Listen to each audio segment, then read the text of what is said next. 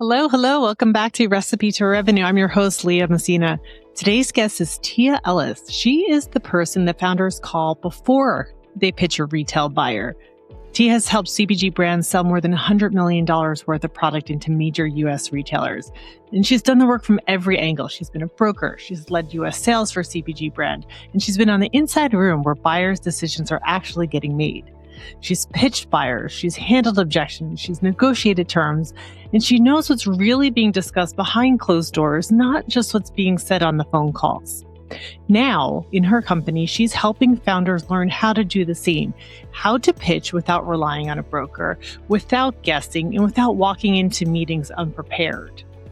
Tia's work is all about giving product-based brands the tools, the structure, and the strategy to communicate value, run a tight buyer's meeting, and position themselves to earn a purchase order, best of all on their own terms. Tia, welcome to Recipe to Revenue, and we're so excited to hear how you're going to tell us how to be our own broker.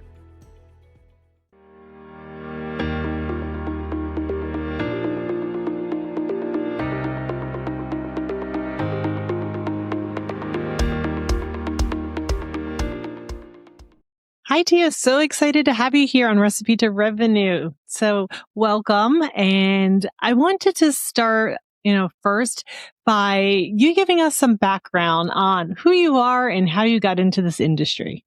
Yeah, of course. Well, I am so excited to be here, just quite honored to be here. Honestly, it's such a privilege to be able to share and talk and be around other industry colleagues that get to help so many amazing brands. So a little bit about me. My name is Tia Ellis, and my company is called Wildflower Insight. And what we do at Wildflower is we teach product founders how to pitch and land purchase orders without having to go through brokers or other people so that they can land in retail stores themselves.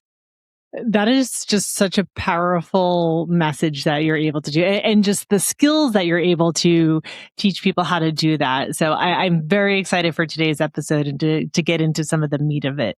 Kind of take us back, like, how did you even get into the food and beverage industry?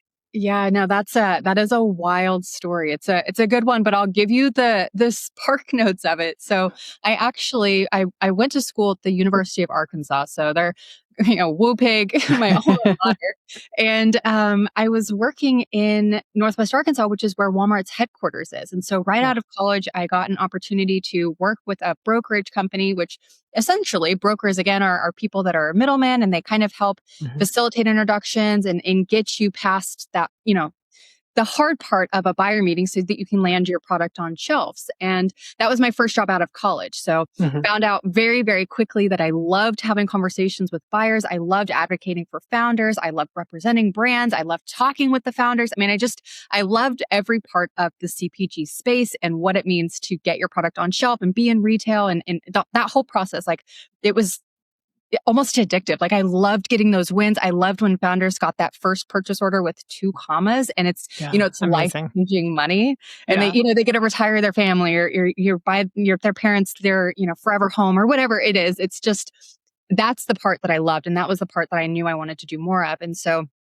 when I started my company, Wildflower, we started actually as a brokerage company. So we were directly representing brands, helping them get in those doors and helping them get those wins faster, and realized very quickly that it was super challenging to scale that way because such a blessing. We had so many brands reaching out saying, "Hey, I know you've done this for this brand. Can you help me get my essential oils into this company? Or can you help me get, land my product here?" And realized very quickly that it's not something that, being able to have a conversation and win a buyer meeting isn't something that I believe should be gate kept. And so what we now, because we realized that there were so many founders that really truly needed the support, is we fast track them. So we teach them all of the industry tips and like insider, things that you don't know and you don't learn unless you've made that mistake yourself.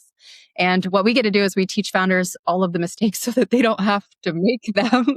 Oh, yeah. That's so powerful and such an amazing piece of the education of, this is your business. You should understand how all the parts of the business work, right?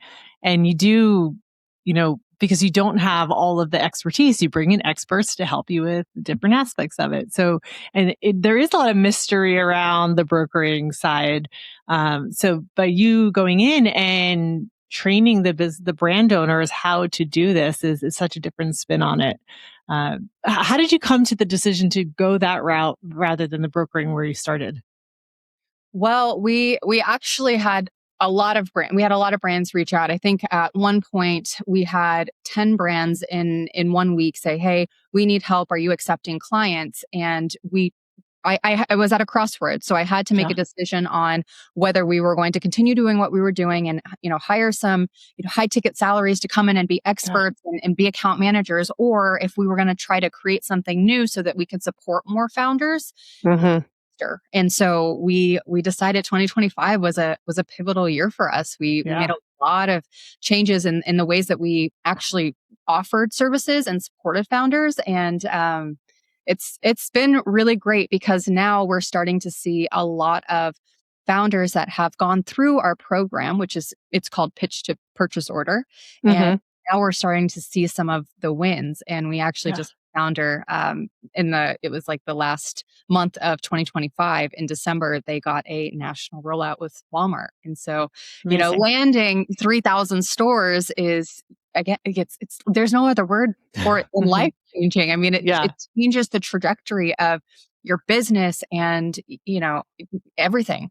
Yeah. Yeah. So are you working with companies to see like where are they ready to enter? Like what retailers are good fits for them in your process?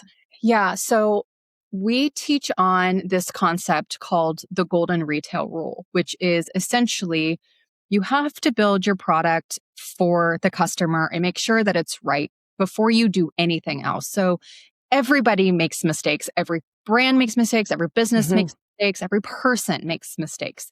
But it is so much better to make those mistakes when you are smaller or you're just Yeah. selling online or you've just started with Amazon or e-commerce or some sort Hmm. of way where you're kind of being able to still connect with the customer, control the process, receive the feedback and then adjust and make changes.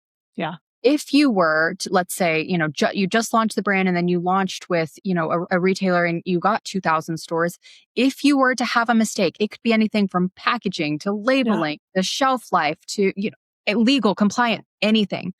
A 2,000, door order, because they're not ordering just 2,000 products. They want Hmm. a case or two or three or 10 per Yeah. location.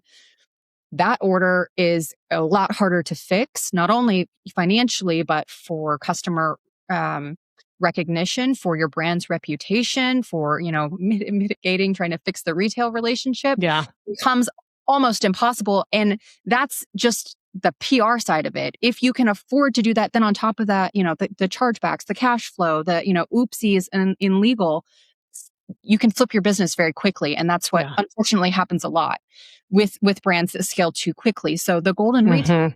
is to build your product out for your customer correctly first. Then you work and you take your product to a local retailer. So somebody that has Hmm. less, 5 locations, 5 doors. Then Yeah. work out all the problems and you scale it in that way and take it to regional and then national. And then, for the super ultra mega, global accounts, Hmm. expanding in that way, because then it's, you're not such a risk to them, but you're also not a risk to yourself. Yeah. And are the larger retailers, when they're looking at bringing in a newer brand in, are they looking at the track record of, if they're in 5 local stores, how they've done there? So Totally. proving that you have that, credibility in that local market. Yeah, and Um, that's such a great point because that's part of the strategy with the golden retail rule. Because let's say you've worked with that local retailer, you've got those five yeah. doors. The next jump to the regional retailer that maybe might have 100, 200 stores, they want to see how you sold in those 5 stores. They want to see how Hmm. and people are returning. They want to see what kind of numbers you're doing. And so every time you grow in these chunks, you're able to use Hmm. that data for the next jump. And it becomes, again, when you're speaking to the buyer doesn't want to take crazy risky decisions on a brand that's unknown or unfamiliar, or their customers might not, it might not even resonate with their customers. And so they're trying to make the best decision for their category by choosing, winner brands, but your Hmm. founders to show them with the numbers, you are a winner because you followed this pattern and it's not a risk for them. Yeah. You're going to do everything in your power to mitigate that risk for them because Yeah. you're a winner brand and you are a winner founder and you're going to make them a winner retailer even more than they already are. Yeah. For those larger stores that do give the yes, what are some patterns that you've seen of the brands that you've worked with over the years that have gotten them there, have gotten them to the yes?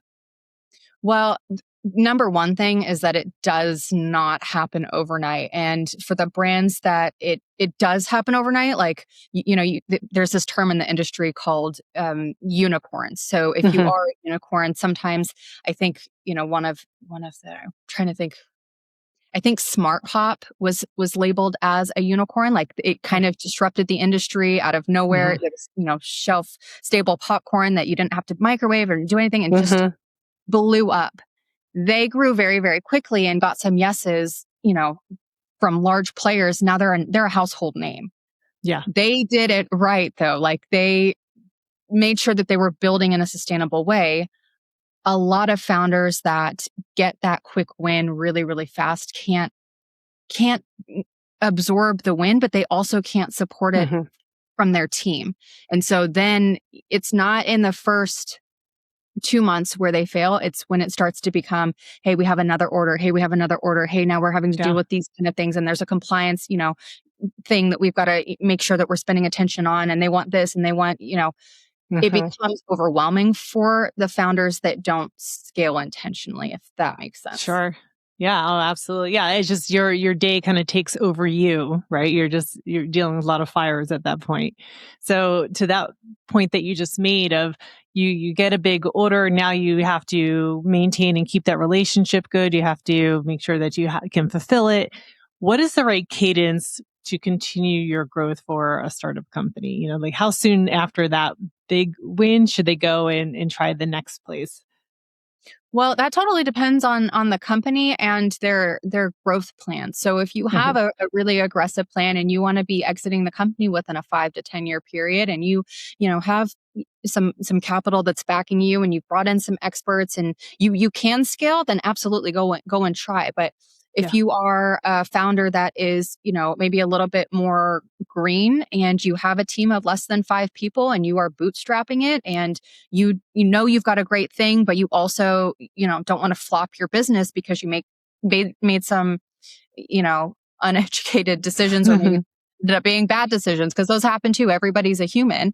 Yeah. It's really, really important that you take it step by step and continue to have conversations. You go to the networking events, you show up at the trade shows, even if maybe you can't afford a booth to exhibit. Hmm. Maybe you can't afford the ticket to get in and bring a backpack and you've got all of your bars or, whatever your item Yeah. is. You're, walking around and you're making introductions and you're saying hello and you're utilizing platforms like LinkedIn is a great one. And you know where all of the buyers are hanging out? It's Mhm. LinkedIn because buyers are corporate professionals and Yeah. corporate professionals have LinkedIn. So, there's a lot of different ways that you can leverage the tools that you have without having to spend so many dollars on things that you really don't need, especially Yeah. early on, but Yeah. will still move you forward. And, to the last question on how quickly does it happen?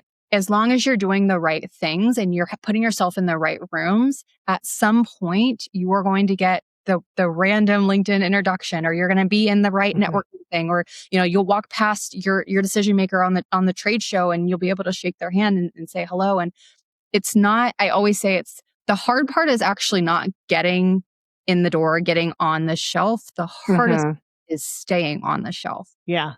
And that's the part that I was talking about. If you're on, it's not 2 months, it's once you get those reorders and you have to continue to solve problems and not become a problem for your retail partner. Right. Yeah. Somebody said to me, I think it was just 2 days ago, that if you lose the trust of a retailer, there's no coming back from that. Well, Almost never. yeah, it's almost never, because the unfortunate thing about it is that, buyers are being pitched to all of the time. That Yeah. is literally what their job is. Everybody is coming to them and saying, "Hey, pick me, like, give me a shot. Can I have 10 minutes? Have you tried my products? What's the address to send samples? Will you be at this event?" They're constantly being, you know, it's almost like everybody wants something from them. And so there is no shortage of other suppliers or other Mhm. people that, have ideas or opportunities or things that could fit on their shelves and innovation. And so, yeah, if you mess up the buyer relationship or you get caught in a lie or you can't deliver or, you have some type of, huge error like, a legal or a compliance or a labeling or, a recall, Mhm. those Yeah. they're really hard to come back from. However, the one thing I will say about that, they're hard, but it's hard to come back from it, but it's not impossible because at Mhm. the end of the day, a buyer is also a human. And I Mhm. think that's a huge piece that so many founders forget Yeah. because we're so in our minds of, I've got to pitch, I've got to get this right, I got to nail my Yeah. presentation, I got to, it's about me, I, and it's really not. It's treating a buyer like they are a human and talking to them like, "Hey, I've got this brand, I've got this product, but I've noticed on your shelf there's actually a gap here and I Mhm. that you could be selling more dollars in store. Your customers would appreciate this because X, Y, and Z. This is the problem that I'm solving. It would fit on your shelf and it would Mhm. enhance your category to drive more sales to you. Right. When you just change the psychology and the perception of the conversation just slightly like that, it becomes less of, "Hey, give me this. I want this. I'm so great," versus, "Really, man, what can I do for you? How can I Yeah. help?" So I think you're speaking to also coming prepared to these Mhm. conversations and, coming with the data of where you fit into the market also. So that goes to another question that I have for you is, are the buyers, more or less or just as much willing to talk to an owner for that broker type conversation if you're teaching them how to be their own broker, um, or do they prefer to talk to the broker because it's just, those types of transactions that they are typically dealing with? This is such a controversial question, and the answer, it depends on who you ask. But Okay. the majority of the time, and the feedback that I've received from the countless buyer conversations I've had, the countless webinars I've hosted with Mhm. buyers, the events, and all of the things, at the end of the day, the buyer is going to make a decision on the person. Just like, a Mhm. finance investor, Yeah. they're not, most of the time, they're not investing in the actual product. They're investing a little bit in the product, but mostly in the person The that's going to people. make sure that that product is successful. They're literally betting on the person behind the brand. And Yeah. I think a lot of buyers have that same mentality because anybody can have a granola bar, but not everybody is going to take the granola bar and, be up at midnight filling orders, packing it out because you got, this amazing opportunity on Good Morning America and Mhm. sold through everything and you only have, three people working for the company. All hands on deck. Packing pot. Yeah. Calling in Yeah. friends and family members and the babysitter down the street. Like you've got everybody Mhm. working to get it done, Yeah. but it gets done. Yeah. And that's what I think that's what the buyers want because when you have a broker, when you have, it's an external sales representative or you have somebody that already has an established relationship, there are times where it is beneficial, Yeah. absolutely. But there are also times where being the founder and being the one that can speak to, my child was sick and she couldn't eat X, Y, or Z, and there was nothing Mhm. available on the market, and I didn't want her to miss out on, being a child. So I created this healthy cheesecake that Yeah. fits into her dietary restrictions, and now we are a bestseller in X, Y, Z, and this is, Yeah. the data and all of the stuff because it comes from a meaningful place. And I Mhm. love the quote, people don't remember what you say, but they do remember how you make them feel. Feel. And I Mhm. think that's one of the most important things to take away, or even to as you're preparing for a buyer meeting, is Yeah. they will remember how you made them feel and the type of person So that you true. are way more than the slides or the numbers or the data on in the presentation. Right. Yeah. What slide 5 said about your, projections or something, Mhm. but Yeah, no. exactly. Yeah, Exactly. no, such a good point. So when you're working with your brands to get to the point and, you're training them on how to be their own broker, what do you think is some of the biggest surprises that they have about what they need to do? It's the one feedback that we get every single cohort that we run, everybody that completes the program, every bit of, feedback information that we request consistently every single time is, this is the quote: "I had no idea that the buyer meeting was supposed to be a conversation. I thought I was supposed to have my slides behind me and I'm pitching to them, like how it would be on stage. Yeah. Audience is silent. I get through, hit my time and then walk out and it's done." And buyer meetings are not like that. If you're pitching like that, you're doing it wrong. Hmm. It's a conversation. It is a every slide there is a purpose behind it. There's psychology Hmm. behind it. There is intention. There's goals, and the information is so secondary because in the buyer meeting you want to have conversation, but you also want to be really strategic with how you collect a little bit of information on the buyer and the Hmm. retailer, the review cycle, because the odds are you will get ghosted, especially if you're a new brand, you're a new vendor, even senior vendors get Hmm. ghosted. Buyers are busy. They have some of the busiest jobs in the world and they are Yeah. doing literally like 10 people's jobs, and they've got support teams, but they don't have extra time for things. So yeah, they miss emails. Yeah, they, think about it, but they don't respond. And it is not a Hmm. personal thing. It is just because they are trying to stay above water. And Sure.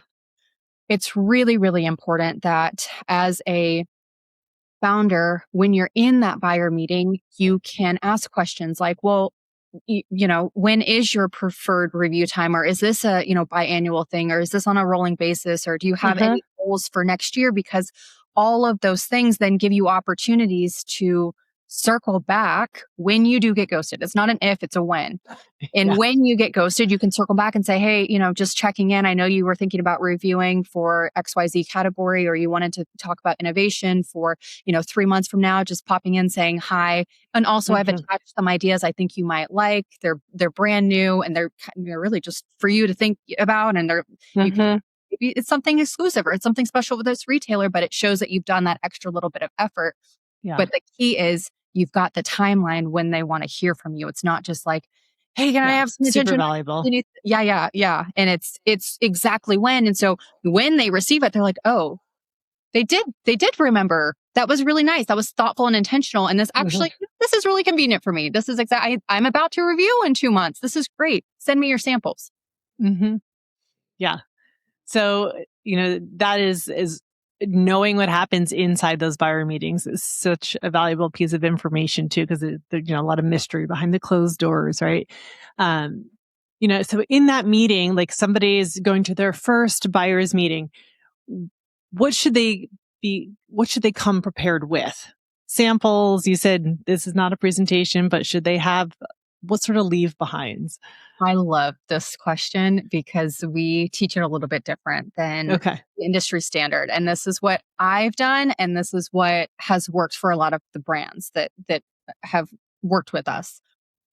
So when you go to a buyer meeting, it's during a review session, like it's during a review schedule. So maybe it's that whole week. They're in meetings back to back to back.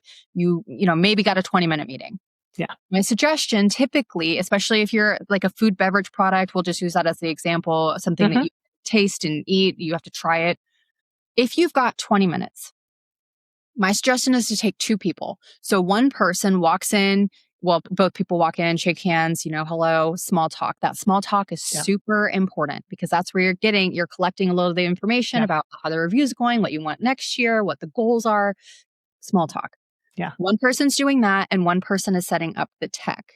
The second that the tech is done, you don't just jump into small talk with the buyer. You then start setting out the samples. And so I try to think of it as I had this example given to me one time and it just stuck with me and I love it. It's like, imagine you have a beverage brand, like let's say Hmm. sparkling soda. Yeah. You've got a sparkling soda pop and you want to you've got maybe, let's say 3 flavors, 3 SKUs for this sparkling soda. you want to treat it like it is a experience, and almost like how if you were going to go to Napa or go to Italy and you're going to do a wine tasting, you would expect that it comes in a beautiful glass and you get a different glass for each one and it's kind of served to Hmm. you, and like the experience is elevated, right? It's not Yeah. just, here's the can and pop it open yourself. Good luck. Because if somebody does that to me, I'm like, no, maybe I'm not in the mood for it. But if Right. somebody poured something intentionally for me and, I've got my glass and they're, speaking about the notes and the flavor profiles and, Hmm. like it and why it would be so good and what the benefits are, I'm way, way more inclined to be like, okay, well, I'll have a sip of it. They've Yeah. done all this effort. And Right. so Right. all of this, kind of is going on as extra. And by the end, you've now, taken them through, the small talk and the tech Hmm. support, the samplings. And by the time it's time for the pitch, if there's ever any point where, it gets, we call it like the hot button, like, and it almost always comes during the price conversation when you're talking about, Hmm. well, how much is this? What's the wholesale price? How much is this going to cost me?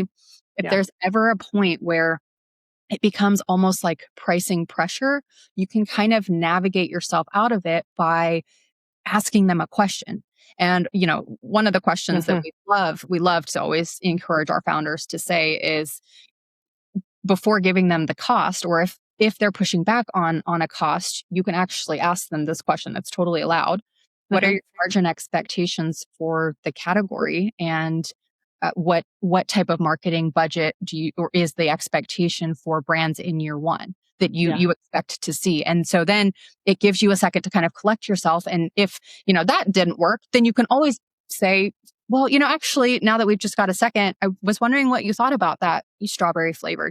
Which one did you like the best? Would just love your feedback. And it lets you just have a second to collect yourself. Yeah. And if they're negotiating and it's hot, you gotta play with, yeah, you gotta use Yeah. the tools in your toolbox to get in or to get out of the situation. And the Hmm. best way is navigate, because again, you are Right. navigating a conversation. You are not on stage doing a presentation. Yeah, that's so interesting. Yeah, very much. You're in the moment. You're trying to sell. You're trying to negotiate. You're trying to set your brand, expectations to there. And they have 20 minutes, so they're already So thinking about how many more meetings do I have left for the rest of this day. But yeah, Well, and it's so much. And the other piece is, imagine, let's pretend it wasn't a sparkling soda pop. Let's imagine it's yeah. a almond milk of some sort, or it's a Hmm. dairy product, and the buyer is lactose intolerant, or Yeah. they have the dietary restriction and they don't even try your product. And so Right. it's you. One thing you also have to kind of remember as a founder when you're going to these pitches, you can't assume that the buyer is your customer. You can't assume that Right. they even like it. And I think one thing that to kind of frame for founders that are going into these conversations is, a lot of them assume that the buyer is going to like their product, or like, they're over candies. Everybody loves candy. Of course they're going to Yeah. like, they're going to want to try, this chocolate or this gummy worm or this, whatever we have. Hmm. And if the buyer doesn't like the product, or maybe it's a super senior buyer and they've been doing this category for 20 years, maybe they're so fed up with tasting chocolates and gummy worms, they don't even want to try it. Like, they Yeah. have no interest in it at all. And you have to be able to explain with data, which was kind of to your point earlier, Yeah. why your brand is going to be successful in their stores with or without them trying the product. Hmm. That is such an interesting point. Like, selling a product in this situation, they don't want to try it, right? So Mhm. you're selling them on all of these other things that why you still be successful for them. It's that doesn't really happen in other industries very much. So Yeah, and it's very interesting. I knew a wine buyer for a large, like, Fortune 100 company, and she was over alcohol and spirits, and she was 9 years sober. And so Hmm. this wine, it was a really high end, beautiful, fantastic tasting wine from Sonoma County, and they went in to go and pitch, and she said, "Well, pour me some in the glass. Tell me about the color. Tell me about the notes. But you know what? I don't drink, so actually, just tell me what I would be tasting." And so the Mm. founders had to it was seriously, they had to elevate to a wine tasting experience and explain Yeah. and explain, how you would feel. They had to explain the sunshine on their face on a warm Right. afternoon and just enjoying. And they won. They got it, but Yeah. it was not how they thought the pitch and the presentation was going to go. And back to the slides, if something doesn't happen, that you're expecting, maybe the tech doesn't work, slides don't even show Yeah. up, or the buyer doesn't want to try your product. You have to be able to know what you were Mhm. going to say, which is the whole point of having slides, of course. But Sure. you need to have that order and that cadence memorized, not just the information on the screen, but the reason that you're doing each specific slide. Because if Yeah. the goal is, this slide is to eliminate, doubt. This slide is to make sure that they understand how serious we are. This slide is to make sure that they know we will sell. And, like, whatever the purpose of that slide is, you have to make sure that you're able to hit that in the meeting, with or without the information. The tech working. Yeah. Yeah. Yes. Always have to be prepared. But also, so like you're also speaking to the two different aspects that you need to have. You have to have your data and you have to know your data in and out, but you also have to have your story and you have to be able to describe it in a way what the product is for somebody who is maybe not going to taste it, try it, or, you know, beyond their senses, right? So, very interesting to think about because I think maybe a lot of times, especially like newer companies will just like they're so passionate about their story, maybe they're, why they started, or they maybe come from the CPG world already, so they just really comfortable with the data part of it. So what do you see the people that you work with, where do they tend to fall on either side of that spectrum? Well, I'll give you my biggest tip with the story, because the story is there's two mistakes that you can make. You can either just completely skip past it, which is kind of what you're saying, and Yeah. focus on the data, or you can get stuck in the story and it becomes 60-70% of the presentation, but Yeah. there is no data, and there is no supporting information or evidence, or motivation for somebody to make a decision Mhm. and to bet on you. And Yeah. so for stories, I think that they are important. You absolutely need to have it, because that's the reason somebody's going to make the final decision. Like, I believe in that person because they went through this. They started this. This is, she's not gonna let her kid down, or she's not gonna, Mhm. whatever the story is, but it can't overwhelm and it can't dominate the presentation. So my suggestion on the story is, you should be able to do your story, the full story, in 30 to 60 seconds, and Mhm. all of the heartstrings and the reason and the purpose and the mission behind it. Because if you go into a buyer meeting and the story, let's say, maybe isn't strong, it's like, hey, I was in college and I wanted to make some money and I started my granola company. So, and now we're here. That's, yeah, I know you laugh, but that is a story I have heard. I laugh too because I can see that just being somebody's story. We're like, well, this is what But happened. it doesn't work, because then, the next person coming into the meeting is, the mom that created this thing. Yeah, who's Child. every heartstring is being pulled in the next story behind you. So, Yeah. And, you don't want to make things up, of course. You never want to lie, yeah, but you got to dig a little bit deeper and come into the real reason, like the purpose yeah. behind it. Like, why, if it is that college student, like, why did you want to make money? Was that Hmm. something that, what is your story? Why are Yeah, you motivated to make money? And that's what people remember. Like, you have to hit those points. yeah, yeah. Just peel the onion a little bit more to get to A tiny some. bit. This is a tiny bit. Okay. So now they've gone through this meeting. Do people walk away from that meeting with deals? They've negotiated the price. They are happy with the margin. Do people walk away with orders from that, or what happens? Tell us what happens next. The thing that happens next is everybody kind of takes, well, most founders will have the meeting and then think, man, that was great. And the buyer will say, they're like, oh, I nailed that one. That was good. That was good. And yeah, for sure, we're going to get this. And the buyer will say, thanks. We're conducting, our review schedule. We're meeting with more brands over the next, week. It is a week. Hmm. But they say, we'll get back to you in 2-3 months. You'll have, in most of the time, if you are one of the brands that they've selected to move forward with, they will let you know within a, month or two of, hey, this is Hmm. actually the timeline of what we're thinking about. Yeah. will hear from us here, and then at this point, and then we'll do the onboarding, and then later on we'll get all of the payment information, and then you'll receive your first purchase order. And then the piece that you want to know about is the time from the purchase order to the time of the expected delivery. You got to make sure that you can fulfill that, which again is kind of part of the golden retail rule. Because let's say you went, outkicked your coverage and you pitched to a big player and they said, hey, we're going to give you a purchase order. Let's say it's, January 1. By February 10, you've got less 5-6 weeks to get product to us. If you are bringing in product from overseas and it has to be made, it's not even made yet, there's no way you're going to hit it. And so how do you leverage, every single penny to your name to be able to go and do that? Like it just sets you up for failure down the road. Whereas if you were to, pitch to a local retailer, your small brand, you've got the 5 stores and they give you a purchase order and it's totally manageable and you're growing, like you're being pushed, right? We never want to be complacent or you're comfortable, but you're being pushed outside of your comfort zone to a healthy growth point. Yeah. That's where you want to be. But, totally outkicking your coverage, going for a national rollout, getting a purchase order that you then have to deliver on in 5 weeks. And, you got to figure out how to put together $2 million just for the inventory alone. And then now you've got 90 days payment terms or 60 days or 30 days, whatever you've negotiated. It just becomes this like snowball of, oh, I didn't know. And when I also didn't know. And oh my gosh, what are we going to do now? And oh, shoot. Should I prepared a little bit better? Yes, yeah, I'm sure it's quite the emotional roller coaster, right? Like such elation that you have landed this big deal and then the reality sets in of what you need to do to fulfill it.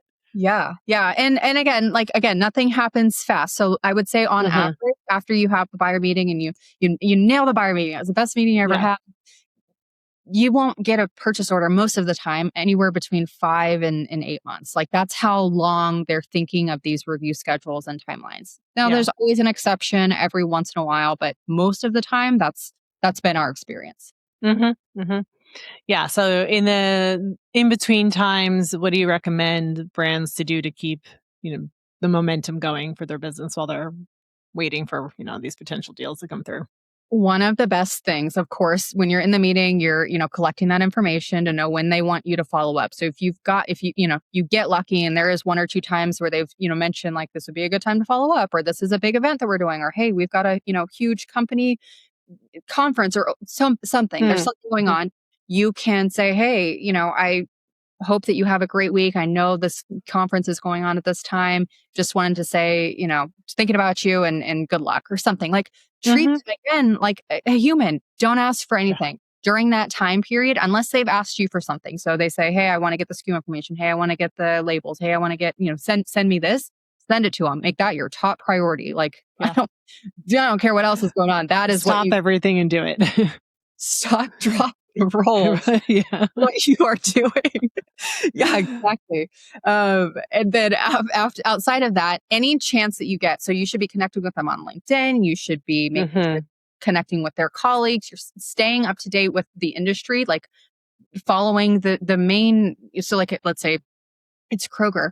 Follow Kroger LinkedIn. Follow Kroger social media. Follow, Kroger articles, blog posts, things that are being written about from industry experts about the retailer that you're trying to work with. And anytime that there's a good clip or some type of information or something, hey, just notice this. I'm thinking about you. This would be really cool. Have you thought about this idea? Actually, attach, opportunity. We've created something like this. Not sure if it's come across your radar. Just wanted to see if this could be helpful for you in any way. It's not a task. It's not a pitch. It is, I've been paying attention. I've noticed, maybe potentially there's this problem or inconvenience in this way. And here's a potential solution. If you want to explore it, I'm happy to, but if not, doesn't matter. I don't even need a response because I'm not asking for anything. Yeah. Yeah, I think that's such a good reminder of, I think probably what social media started off being, right? Like just human interaction and just good networking, into like give before you ask. And I think that's, sometimes people are just so focused, and not just in food and beverage, all industries, just so focused on selling that they forget that, that you keep mentioning, like the human aspect of it, which is so important. Yeah, I couldn't agree more. Yeah. So, you've talked a lot about like connecting with the people and keeping those relationships going. How important is it to uh, kind of like identify who are the right people that you need to be knowing? Like, if I want to be in Kroger's, like using LinkedIn to find who the buyers are for my category. And then like, or should it happen more organically? Like you're going to an expo and you meet them there and then follow up, the stalking versus the relationship nurturing. The cyber stalking. Yeah. No, I hear you on that. There is no perfect recipe. And there is no perfect recipe for revenue in retail, actually. And it really is. It's a cocktail. Okay. You you have to do a little bit of everything until you figure out what's working for you. So, Hmm. maybe if we talk about conferences, maybe it's less of, hey, I'm going to go to the conference. I'm going to try to grab the speaker or find somebody with the red tag because that means they're a retailer. Hmm. Maybe you go to the conference website or you go to the conference Instagram and you see which retailers are being highlighted and if their name is on it. And then from there, you send them a message and say, hey, I'm also attending this conference. This is a great line. This is my first one. Any guidance that you recommend or suggestions or places that I should go to or like hang out at, or this is my first time. Any guidance, totally welcomed.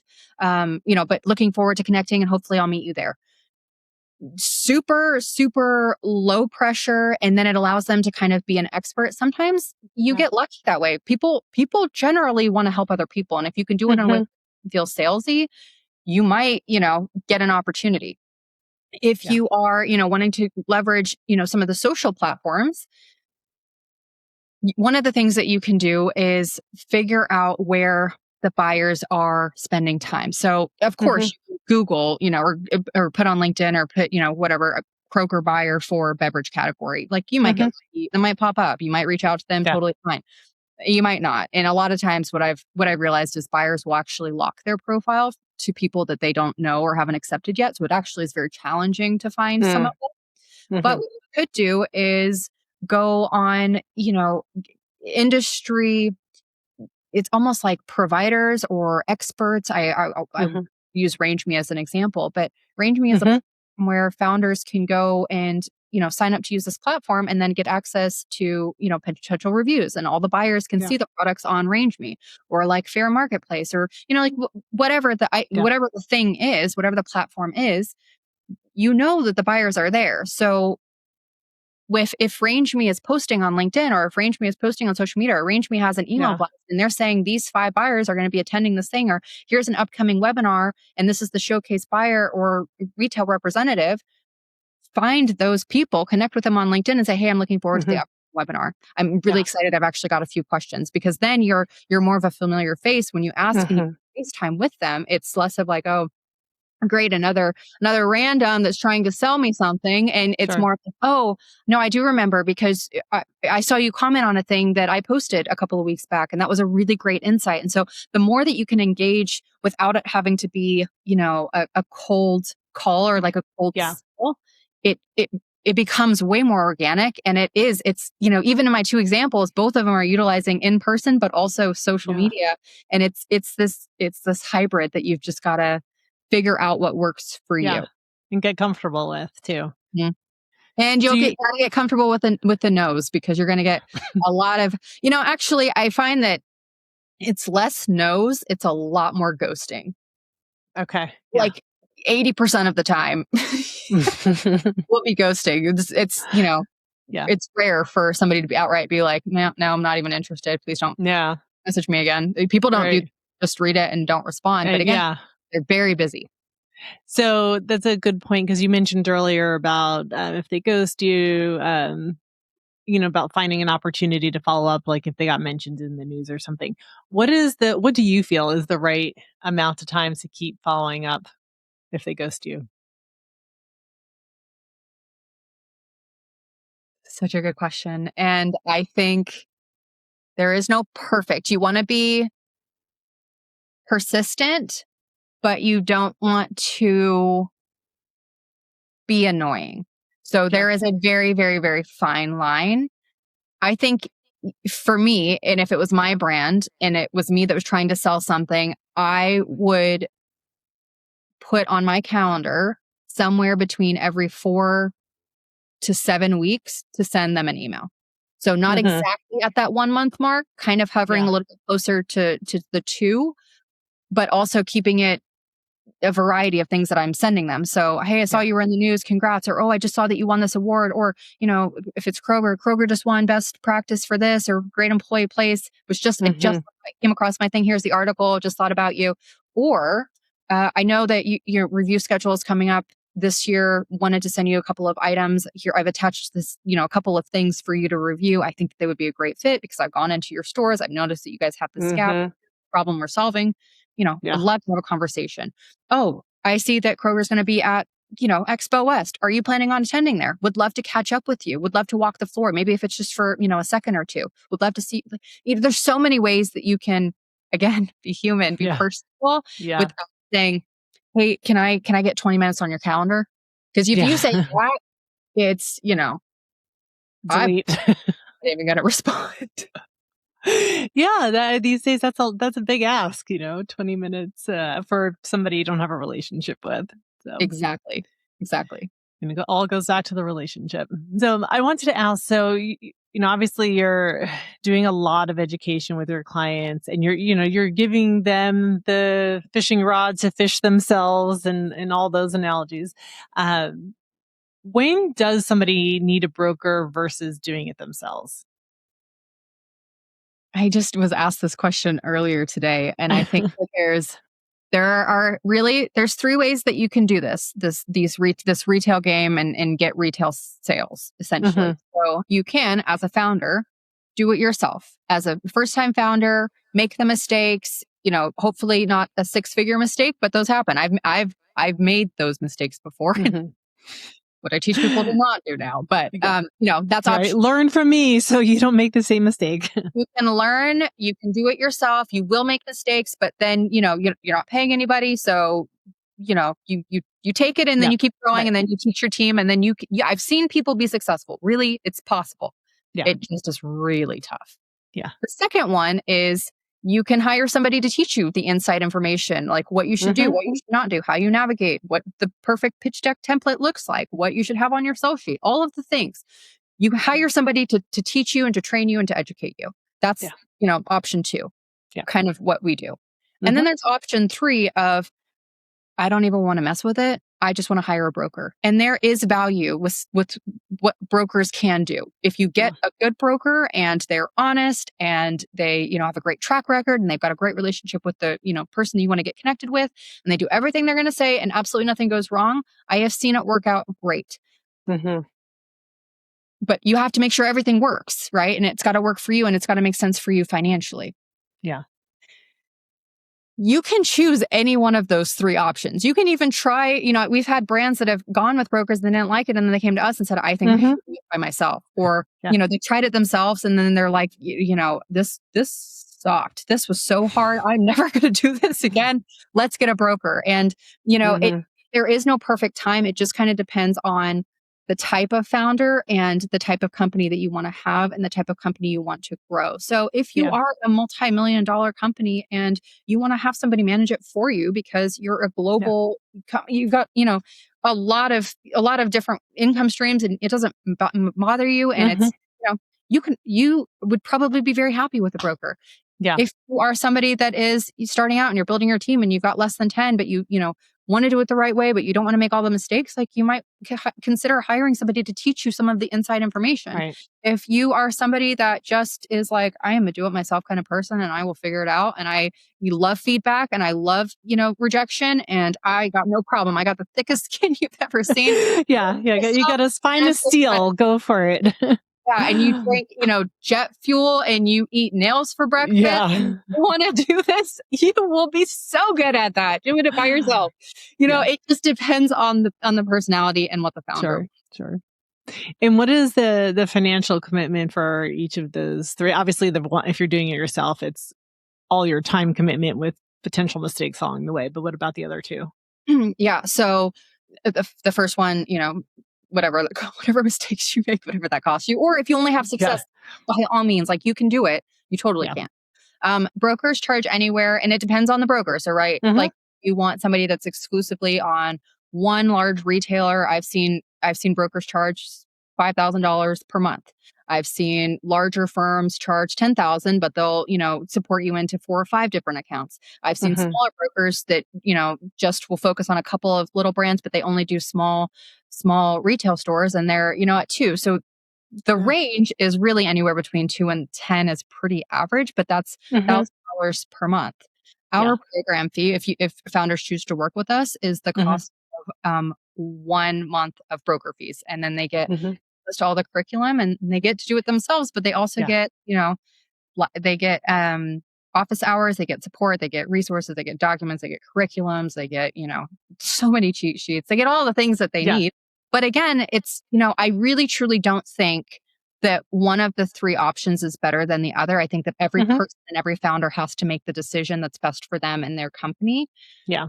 And it's, what you choose in 2026 versus what you chose in 2020 or 29 might be different. Mm-hmm. Like, there are a lot of people and a lot of founders that do a little bit of each of them and then decide, you know what, now I've learned the education. I know exactly what to do. I'm still going to hire the broker, but now that I'm hiring a broker, Yeah. my expectation is like so much higher. And if the broker doesn't perform, they're Yeah. out versus, the broker being the one that kind of sets the bar and gets to make Right. decisions. And, my goal is that founders don't have to end up with a 6-figure invoice at the end of the year for very little emails that were sent and not very Yeah. many meetings and very, very poor ROI. And Mm-hmm. the only way to do that is to do it yourself and to pitch. And Sure. if you win the purchase order, your return on your investment is back. Right, right, exactly. I was just going to bring up that exact point that you made about even if you did decide to hire the broker at the end of the day, if you had the education, because there are no college classes that teach you how to do this stuff that I've seen. Maybe there are somewhere, but I haven't heard of I them. haven't either. Yeah. Um, that you know what is supposed to happen. So you know the right questions to ask, you know the right metrics to be checking each month, and you know what your money is being really truly spent on and if that's worth it to you or not. So yeah. 100%. Yeah. Yeah. So we're coming up on time. So I wanted to ask you, an important question we ask all of our guests. And, you gave us so much good information today. And I just think it's going to be so helpful for our brands that are listening to the episode. But what would you say, and you can take it from the perspective of your own business as well, what has been your recipe to revenue? I read a book, and I'll drop the name of the book. It was it's called Built to Sell. Mm-hmm. And it is one of the most brilliant books for founders, for entrepreneurs, for business people that want to focus in on what their zone of genius is in order to Yeah. monetize it and duplicate it and scale it. So Yeah. a lot of it is about, not focusing on all the noise, but really focusing in on what makes you and your company, your brand, your product excellent. And Yeah. that book has kind of been a foundation of a lot of the stuff that we do at Wildflower and with our program Pitch to PO, and helping the founders that we get to support.